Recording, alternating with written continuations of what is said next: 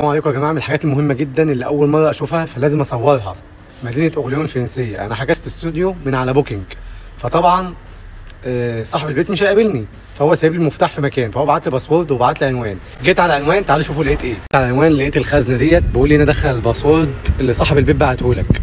فانا طبعا دخلت الباسورد، فتح لي دي عشان اخد مفتاح الاستوديو اللي انا اجرته. كده خلاص قفلتها وخدت المفتاح بتاع الاستوديو اللي انا اجرته.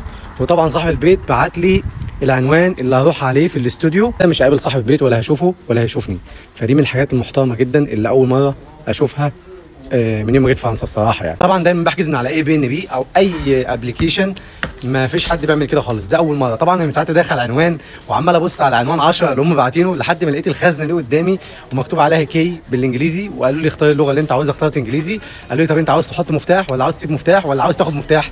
قلت لهم لا، انا عاوز اخد المفتاح بتاعي بيك اب كي.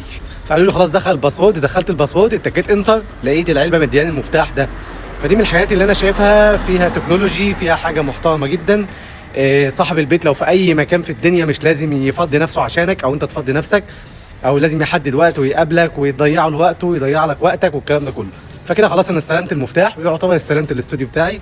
شكرا جدا لحضراتكم، اتمنى اكون بقدم لك دايما كل ما هو مفيد. السلام عليكم.